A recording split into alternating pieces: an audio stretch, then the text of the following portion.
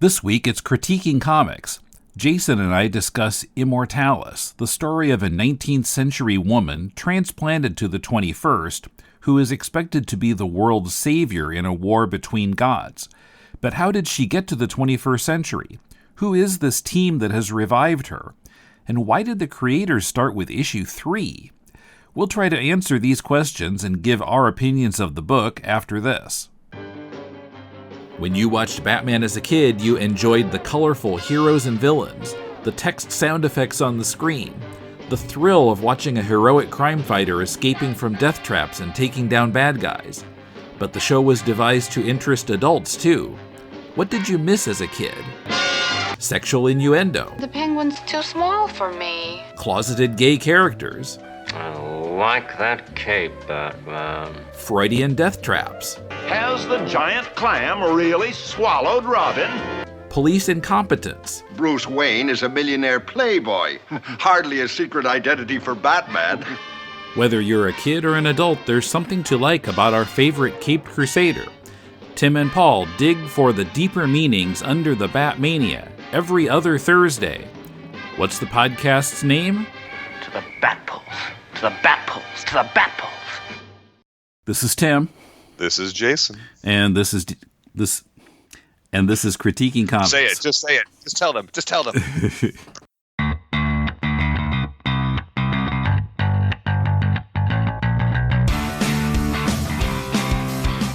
Welcome to Critiquing Comics. This is Tim in Tokyo, Jason in Portland, Oregon. How are you? I'm delightful. And Gus is quiet today. He is for now. Yeah, him and his sister are just hanging out, and they're being good. We'll see how long that lasts. He's got a big editorial voice. He likes to let me know things. Okay, so now this comic, the file name confused me because it said Immortals, and the title actually turns out to be Immortalis. There's an I that was missing. But yeah, on their Kickstarter and the email from writer Sean Lewis, it's Immortalis. So I bet you Immortals was taken. Yeah, seems likely. Right? I mean, that sounds like a Marvel or DC property. That's pretty low-hanging fruit. So you sort of have to do this Immortalis, and it makes it their own thing. Yeah. Now, and I guess this Rion Mosley is another writer. I guess that they're coming up with the story together, and they've had different artists. Now, they sent us issue 3. Interesting choice. Yeah, and apparently issue 3 was the first one they made. What? That's my understanding from his email. That because their strategy was, so issue 1 takes place in the 1800s. It's all backstory, and they didn't want it to look like a period piece. Issue 2 is getting the team together, and the heroine doesn't appear. So they wanted to start with, or pitch issue 3 because the team is together, and that's where kind of the action is. My understanding from the email was that this is the issue they sent to publishers, but they didn't start with issue 3. Well, but the artist on this issue, Ben Perkins, he refers to Ben as their first artist, but issues 1 and 2 have a different artist or a different art team. So that was kind of the clue to me. Okay, so they really did produce issue 3 first. Which is not, if you're doing a graphic novel and you have an artist, starting with the third chapter is not a bad way to do it, because you can sort of find your footing and your style and cement your collaboration, and then go back and do issue 1 and 2, and by that point the team is warmed up, the characters are consistent, and if you get to page chapter 3 and something looks wonky, at that point people are already hooked. I always think your first 15 pages should be the best pages in the book, but they have their art style is, well, let's get into it. Okay, so we got issue 3. It's sort of fun to guess what happened beforehand. Like, you're sort of coming in halfway through. And who is this, and why are they doing this? And like, wait, where are we? Who is this? Wait. At one point, a character says, don't worry, you're just in hell. And I'm like, okay, so are they really in hell? Or is it just metaphorically speaking? So it's sort of fun to jump onto this train that's already moving at quite a speed. I wondered if they shouldn't have instead maybe had issue 1 start with like a flash forward and give us this, and then maybe flashback to the earlier stuff. I don't know. Sometimes I like a slow boil. If they're starting off in a period piece, I think that's sort of interesting to jump forward. I like that the Dracula show did that on Netflix until they unfortunately did it. When they brought it to the modern world, the story kind of fell apart. But it was like such a swerve, like, oh, now we're doing this. But, you know, marketing and storytelling are two different things, right? Like if you want someone to know where you're going, sometimes you have to give the story away a little bit. But this story drops us right off into a young lady, and it looks like a period piece. It's like cobblestone. It looks sort of gothic. A naked young lady, and a demon is approaching her. And then we pull back, and there is a team of supernatural people fighting these monsters, fighting these demons, and saving the young girl. Now, they talk a lot about, and there's sort of like a team leader. She's dressed all in white. She looks different than everybody else. And the character work is pretty good. Everyone's got different silhouettes. Even though it's mostly dudes on this team, they all look a little bit different. You can tell them apart. Mm-hmm. But there's a young girl, and they say multiple times, like, oh, don't worry, we're going to take care of the young girl. Don't worry, we're going to take care of the girl. Ober Hassali and I will take care of the girl. Okay, so later, they go to a mausoleum with the body of a young dead girl. And the first time I read this, I thought that was the same girl. Yeah, it wasn't clear to me either. Like, is that the same one, or is it different? Or yeah, when I read it closer, off panel, they went and got themselves a dead body. Okay. Of a young girl that, to me, looks a lot like the girl in the first scene. Mm-hmm. And they're doing this to revive a third girl who, had we read the first issue, we would have known who that was. Right. Okay, so there is that confusion, but again, we're coming in halfway through. There is... Okay, so what was your thoughts on the story? So you also had the experience of whiplash-inducing just thrown into this. Mm-hmm. Well, yeah, so I was not sure what was going on, and I mean, the pitch of it wasn't something that would really interest me personally, and you know, it's pretty violent in place. Well, it's the kind of violence where you look at somebody wrong and they get a gushing bloody nose. Like, people bleed really easily, but also it seemed like it had heart to it and kind of interesting characters, and that made me interested in knowing more what was going on. And looking at their Kickstarter page, I found out, so this woman who they revive in issue 3, Tam Montefiore, who was born in 1813, and she's supposed to be, quoting, the one true deicide in the war between heaven and hell and the old gods of myth. And for some reason, she's in this death-like state, and so in modern times, they find her and revive her in this issue.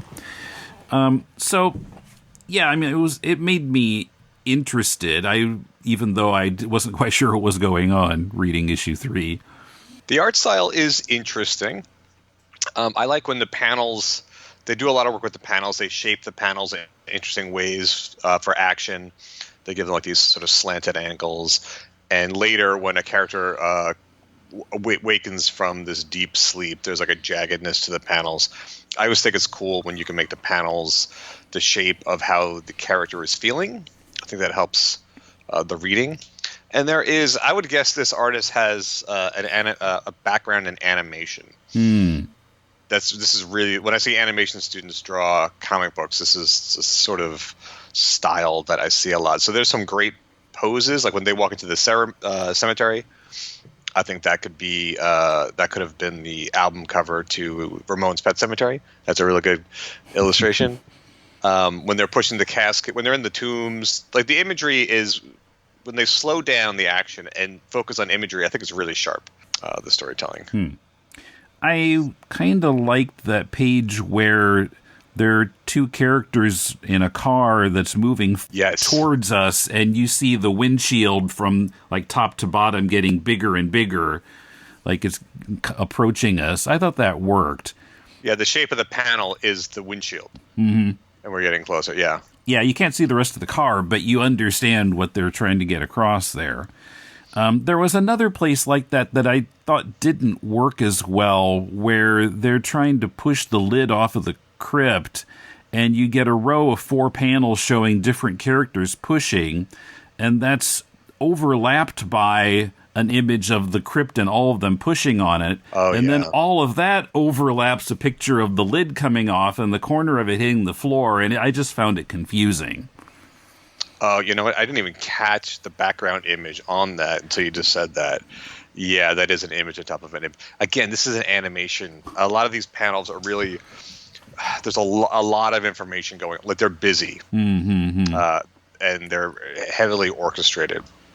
Yeah, I agree. I didn't even catch that, Tim. Well, at first I wasn't quite sure about that background. What is that?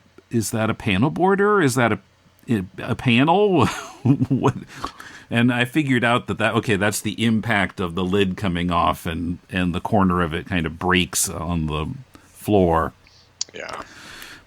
But also the color work I thought was really interesting. There's a flashback, and they changed the color palette, and I thought that was really effective. But again, this is a story on it's fifth gear the entire time. Yes, you just pick up and you go, and you're hanging onto the edges of it as it just flies past you and drags you along. So as it's going, I'm like, okay, this is a Dr. Hyde character. Okay, this is a vampire. Okay, this guy is just immortal, I guess. The big guy. He's just immortal. Yeah, he met Jesus back 2,000 years ago. Jesus was a good guy. Like, oh, okay. Yeah, so you just have to go with it, and I think in a large, for a third chapter, it's pretty good. I don't know how well it carries chapters 1 and 2, but there is sort of like an older animation style to like the shape of the columns and stuff, the old AP style animation. So it's got like sort of a 50s throwback charm to it, I would say. Yeah. As far as like the details of the story, what you described as the plot, I didn't get any of that from reading it. Well, not from the comic, no. But I got that from the Kickstarter. Yeah. Let's talk about the Kickstarter for a second, because I don't have a whole lot of negative to say about the comic book. It's well produced. The colors are fantastic. There are a couple of storytelling hiccups, like you talked about with the lid, and the lettering is charming. Some of the balloon placement I thought could have been better. It's like overlapping characters, especially in the early pages. Yeah, well, here's the thing. There's a lot of dialogue. Like these are dense pages. Yeah, and there really wasn't enough room to put the balloons kind of out of the way where they needed to be. There's one panel I'm looking at right now. The tails are really competing. Like the tails are almost like tangled up in each other. And of course, I have to point this out. There are some capital I's in the middle of sentences with the crossbars or the serifs on them. The serifs, it's most software catches that now. I use Comic Craft fonts, and they usually catch that. But that's a mistake I made, and now it always sticks out to me. To non-comic book makers, they probably won't even notice. But yeah, so there's a lot of dialogue in this. Which, if I was the editor, I might trim some of it back just so the pages float a little bit better. But I got a feeling for the characters. They all seem different. Their voices are different. Their silhouettes are different, which I think is important when you have a team book that just at a glance, everyone has a different sort of feel and vibe to them. But the Kickstarter itself, so we have 4 days to go, and they are roughly at half of their goal. Now, that can still be done. I feel like most Kickstarters are funded in the first 2 days and the last 2 days. So there's still time. I think they can succeed. I think they can crawl over the finish line. What I would recommend that they do for Sean to do, I looked at this page and I don't see Sean on it anywhere. It's got some good art. It's got some interesting reward tiers. But one of the things, the best part about Kickstarter is that someone is investing in you as a creator. Anyone can click and ship a book on Amazon, right? Like when you do that, you're not really interacting or affecting the life of the creator at all. With Kickstarter, you really have a chance to interact with the creator and specifically like advance one person's career, one person's projects. Like it's such a more intimate experience. And I watched the video, and Sean's not in the video. I really think if you're going to do a Kickstarter, this goes for everyone, put a picture of your face there. Let people see who you are. Even in Sean's bio, it if it's him in a mask and a hat, and I can't see his eyes. Like, you have to put yourself forward. And I know as creators, we don't like to do that. I don't like to do that. If I could just write books and never be seen or heard from again, I would totally do it. We always want the work to speak for itself. But in a if you're walking around Barnes & Noble, sure. But on Kickstarter, this is a chance to connect with someone, and I need to see a face, and I need to know your story. So I really think you have to put a human face to it. I think that would really, really help. Yeah, I'd kind of bleep past that picture, but yeah, it looks like some sort of mole creature with a helmet on, and it looks like My Bloody Valentine, but with a green color scheme. My Bloody St. Patrick's Day. So yeah, Sean, don't be afraid to put yourself there. People want to know who they're giving their money to. They want to see whose lives that they're changing, and it's not a click and ship. You know, people are invested in you, and if they're invested in you, they'll come back for every campaign that you do from here until the world stops spinning. Yeah, I think that would be more interesting than the video they've got, which is mostly just some more panels with a music background. Right, and there's a place for that too. Like I would mix that with, the creator speaking or talking. Mm-hmm. Most videos, people only watch like the first 15, 20 seconds of anyway, and I hardly ever watch the videos. I only did it on this one to see if Sean was in it. I'm an old man. I don't want to watch videos. I don't have time for that. So they are making it seems like a mini-series, a 4-issue mini-series. I'm assuming it's 4 issues. The first 2 issues are 48 full-color action color pages. It says mature readers. I didn't really think that it was a mature reader's book necessarily. But then again, I have a different metric of what's acceptable, what's not for children. I don't have children, so what do I know? Yeah, and it depends on what standard you're using. I mean, it's not over the top, no kids, I would say. Yeah, it was just it's cartoonish violence, but there was nothing salacious about it, or nothing that I thought was for an adult age group. But we didn't read issues 1 and 2. Yeah. That just could have been wall-to-wall sex orgies. By the way, it's not a mini-series. He said that they currently have 15 issues written. Oh, my lordy Lou. And an artist is working on issue 6. I love the ambition. Like, that's the way to do it. I would just, honestly, my advice is just really on the marketing of this. I would just put a little bit more of the creators front and center. Mm-hmm. And then I think if you could, and this is something we really can't control as writers, but if you can have a consistent art style across all of the issues, because it looks like the art varies pretty widely. Yeah, they haven't been able to get a consistent artist, apparently. Well, that happens. I mean, it's not so different, but I'm looking at that very first cover, and that looks like a Top Cow cover. You know what I mean? Like it's super illustrative, and then some of the other ones are a little bit more cartoony and a little bit more animation style. Maybe the art is always good. It's just it looks like it varies a little bit, and so it doesn't surprise me when I look at the credits of this video and I see the art provided by, and there's like a dozen names. Yeah.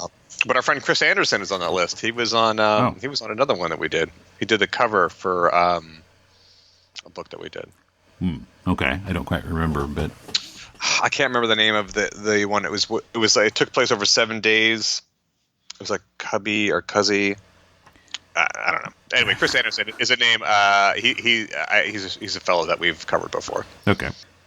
Okay, so yeah, this was interesting. Is it worth supporting? Yeah, I think if you like monsters and violence and fast-paced like action and with a touch of mythology and what you described as the plot, which I didn't catch, but it's well done, and they're gonna do it whether we support it or not, which I appreciate. Like, never ask permission, just do what you want to do. If you believe in the work, people will follow. Yeah, I would like to see them succeed and find an audience, because I do think there is an audience for this, even if it's not you or I. Mm-hmm. So this is his first Kickstarter? This is his first Kickstarter that he's done. Oh yeah, it says first created. Yeah. I've got questions. I want to do a comic book forensic deep dive on this. But yeah, a good work, Sean. I think you might just want to be a little bit more concise in the wording in the comic book. Would help it flow a little bit better. Mm-hmm. And maybe a recap page. Although I know those things are a monster to write, and it's rare that the issue 3 would go out without you reading 1 or 2. But when stories have this many characters and its mythology is this deep, it wouldn't be the worst to do that. Although, I have a series called Sucker that is also very deep in mythology, and I don't do that. So my only advice would be, show us your face, talk about your book, show us the passion that you have for this book. So many Kickstarters they just feel like children that were left at a fire station, just like pushed through the mail slot. Like, it's a baby, you'll love it. See here, comic, you'll like it. Bye. Yeah, it's great, and but we need to know that you love it, and we want to hear you talk about it, because enthusiasm and confidence is contagious. And if I see that you love this book, then I'm going to want to love it too. Mm-hmm. Yeah, and that goes for everyone thinking about a Kickstarter. And creators are shy. We're shy and we're busy, and it takes time to light a video, and we always look terrible. And I look old, and I got a turkey neck, and the skin hangs down on my neck, so I grow a beard, and my beard is white. You can't win, Tim. My next video is going to be me in a paper bag over my head, or maybe a plastic. We'll see. Anyway, Sean, I appreciate the hustle, and I think you can still make it. You're halfway there, but the last 2 days is a big push. Okay. So if you'd like us to critique your comics, send a PDF or a link to mail@deconstructingcomics.com, and we'll talk about it here. Yeah. If you want me to point out all the uppercase I's in your lettering, then send us your books. I just got a proof back from my editor on a project. I lettered a graphic novel and sent it in. And they were like, well, we had to send it to a proofreader. And I was like, why? I'm Jason McNamara. I've written a bunch of these. I'm great. Oh my Lord. There's like 3 typos on every page. It's a 100-page book. I was like, wow. My grasp with the English language is not as sharp as I thought it was, Tim. My English is pretty good for a third language. But it's my first. So shame on me. Okay. Well, thanks for listening, and thank you, Jason. Thank you, Tim.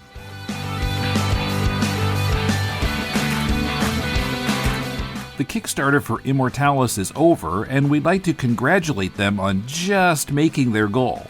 There's a link in the show notes to their Kickstarter page.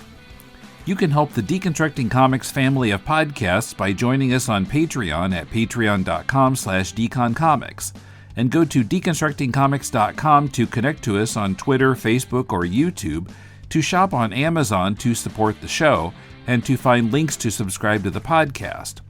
Our theme is from bensound.com. With my impending move and other factors, next week's Deconstructing Comics is coming out a bit later than intended. In observance of the passing of artist Kevin O'Neill, Kumar and Matt will discuss the 2000 AD series Nemesis the Warlock, with art by O'Neill and writing by Pat Mills.